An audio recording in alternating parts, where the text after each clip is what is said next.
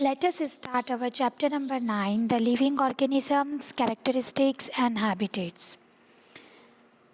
Kids, we have already gone through the different kinds of habitats in our last lecture.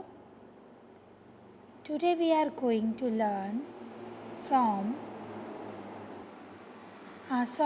today we are going to first revise.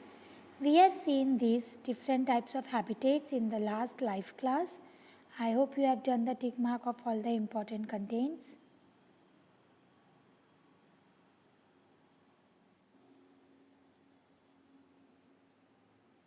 You have seen this part of mountain regions, okay, and also the part of aquatic grasslands, the predators. Some aquatic habitats also we have gone through.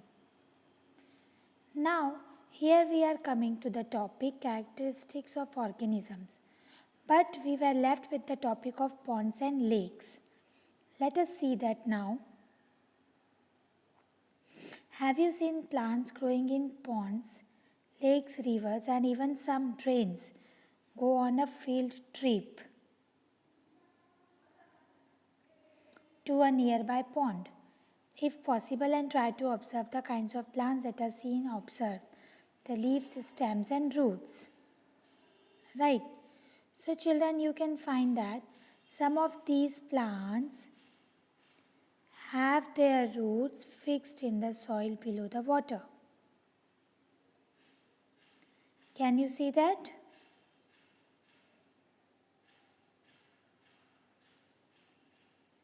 It is the place. Have their roots fixed under land below the water. Okay. But we also have some plants. In terrestrial plants, roots normally play a very important role in absorption of nutrients and water from the soil.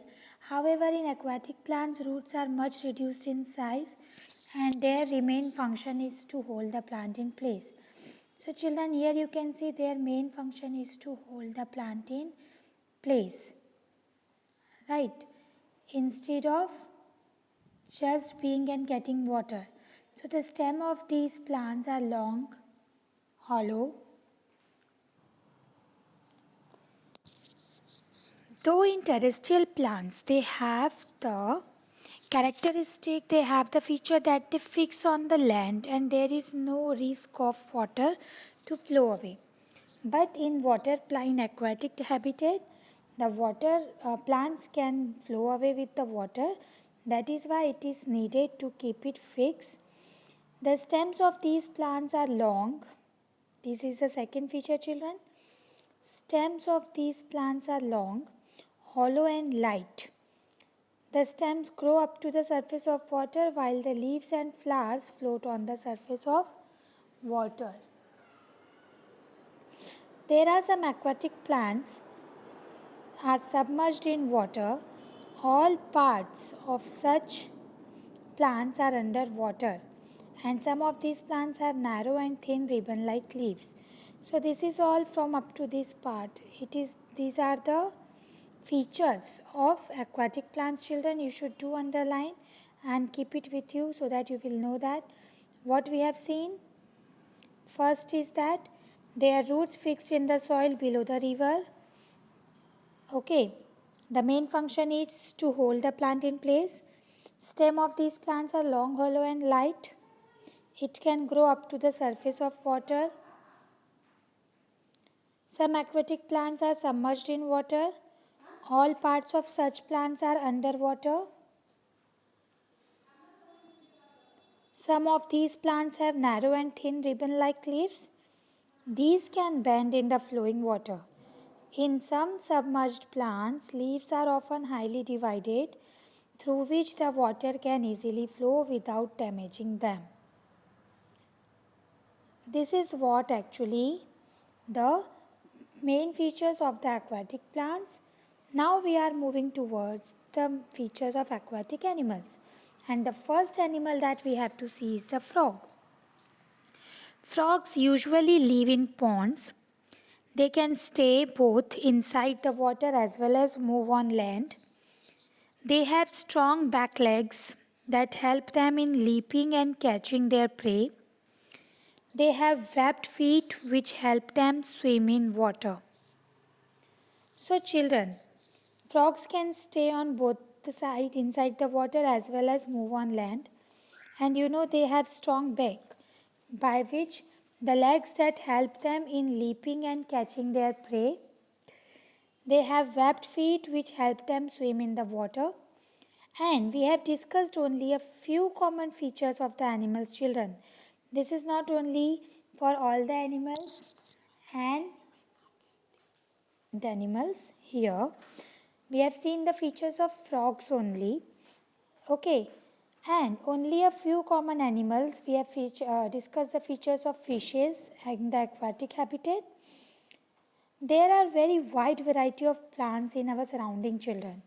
Like you have prepared an herbarium, you will come to know so many leaves are there, isn't it? Many of the leaves name you were not knowing. So this is what our nature contains, lots of plants and animals. So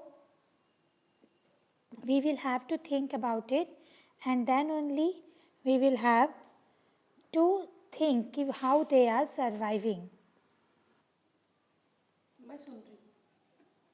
This is all about the chapter that different kinds of habitat.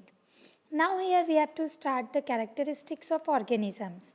But as I have told you and I am repeating in video as well, characteristics of organisms, okay, in this we do not have to go through all these points. We have to just cover the part of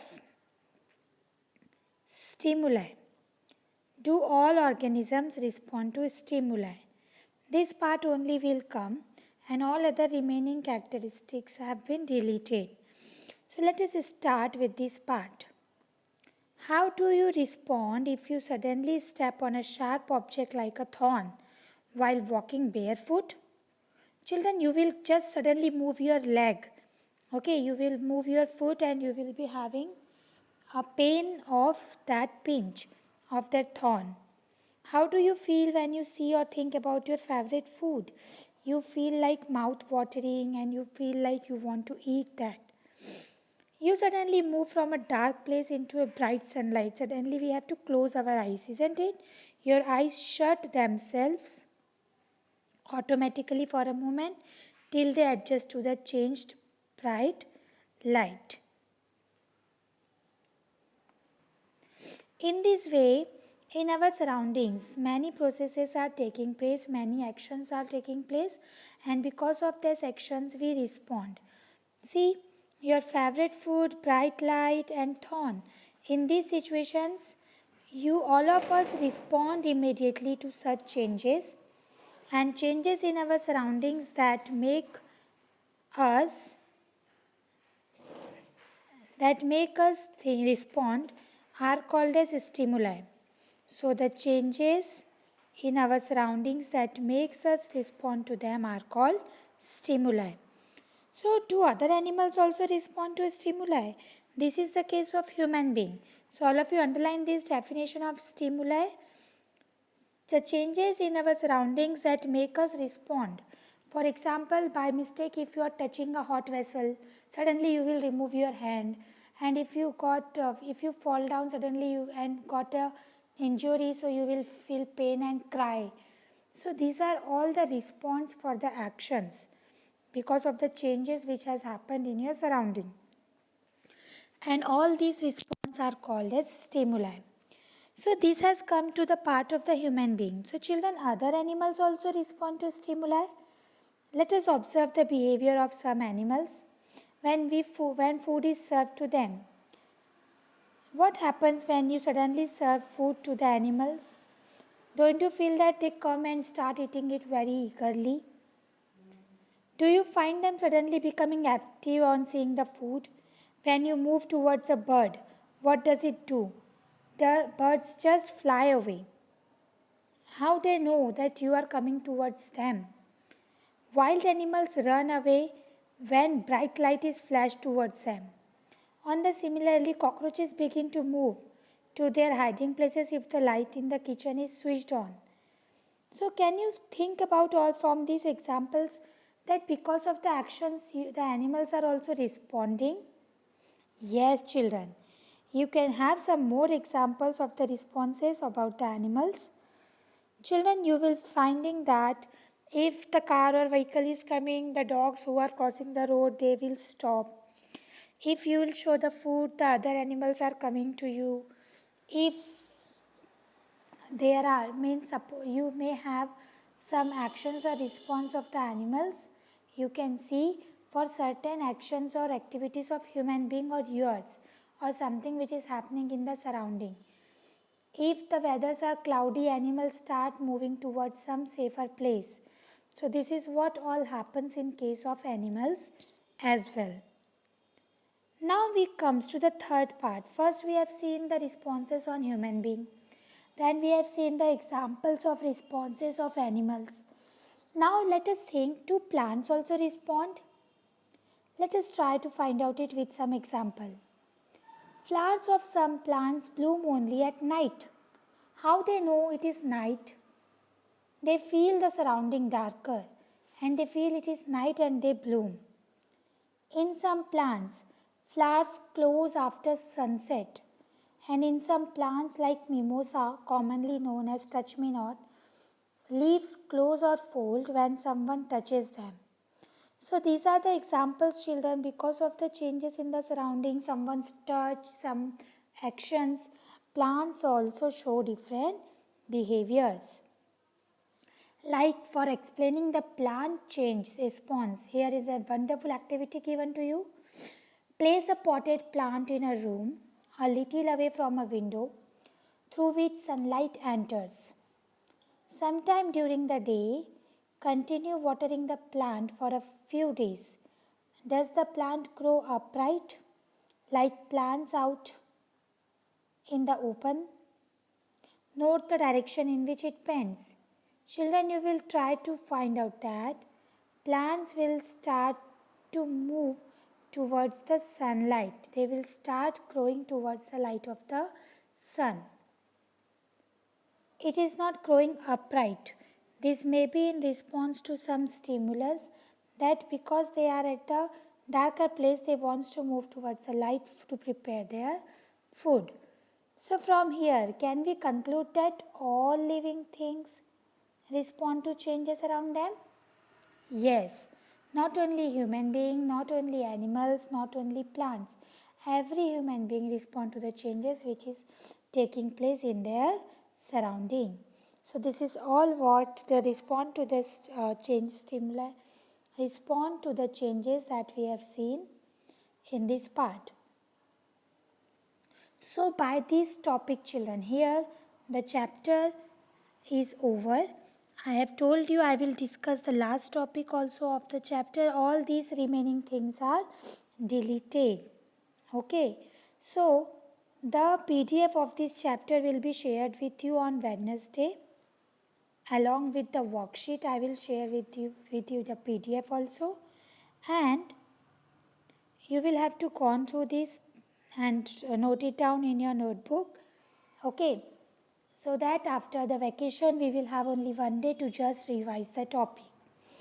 Children, here is a good news I would like to tell you. Yesterday I have told you that we have 4 chapters which are coming in PT1. But no, we have only 3 chapters which are coming in PT1. Chapter number 8, body movement.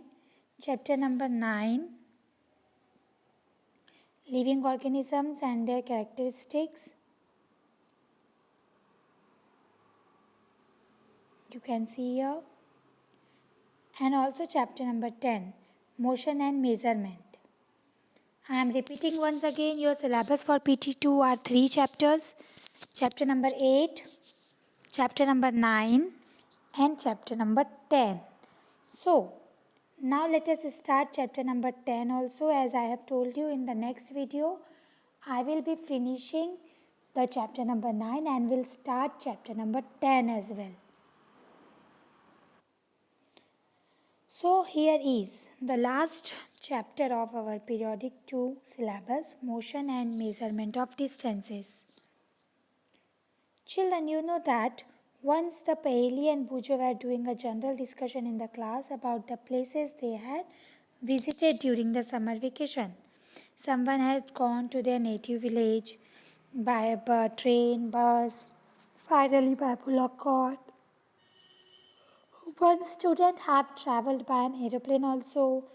Another spent many days of his holidays going on fishing trips in his uncle's boat. Then suddenly the teacher asked to read newspaper articles that mentioned about small wheeled vehicles that moved on the soil of Mars and conducted experiments. So these vehicles were taken by spacecraft all the way to Mars. Meanwhile, Paili had been reading stories about ancient India and wanted to know how people traveled from one place to another.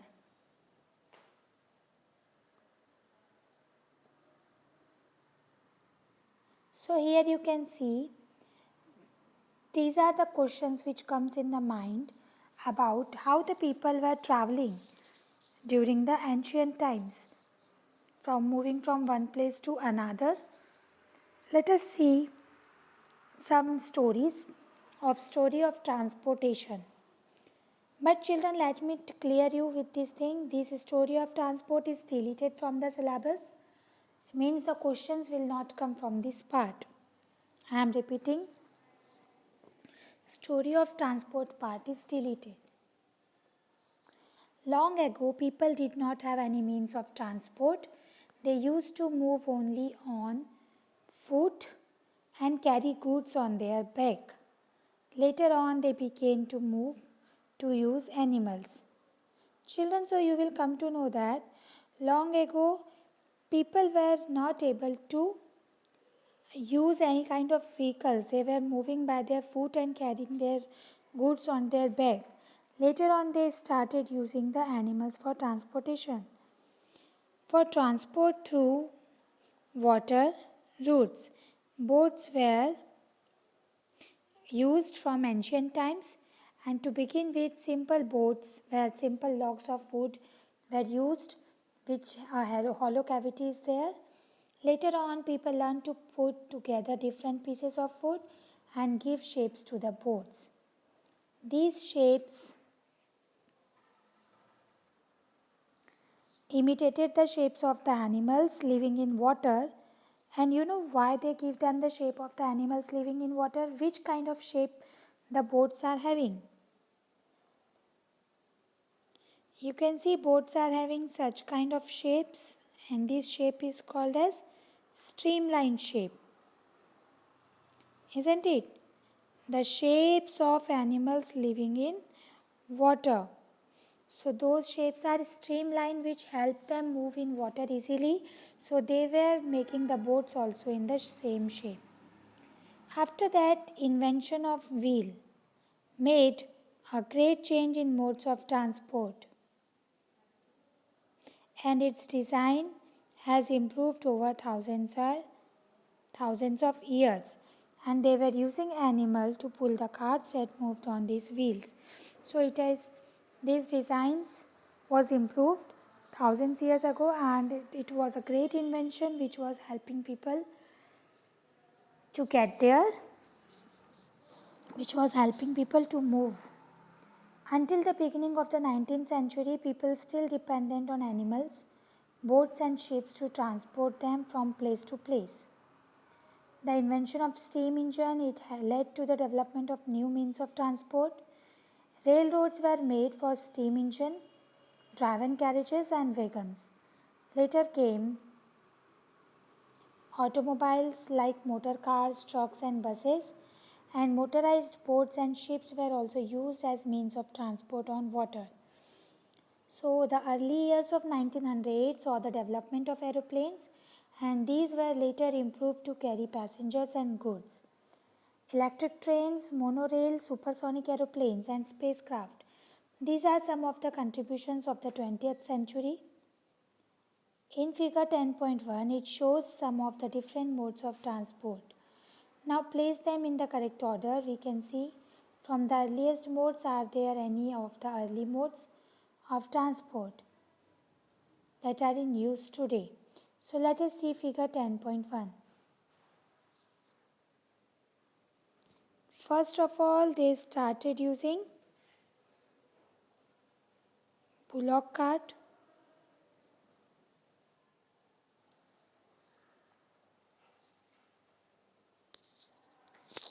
Then the boats were there for water routes.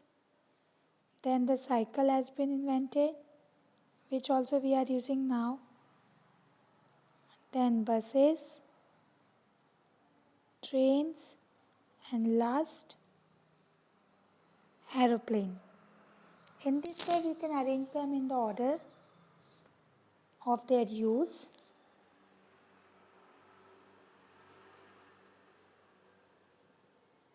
So this is what all about the history of transport. Now here we are going to see the measurement. Children, how wide is this desk? We will have to learn about the measurement also, that we will start in our next video. This is our last chapter of periodic 2, which we will finish in this week. So keep revising the topic as an assignment today, 10.2 and 10.3, some measurement units. So I will be discussing this in the next video. Till that time, take care of yourself, stay safe, stay home, and enjoy online classes. Thank you all of you.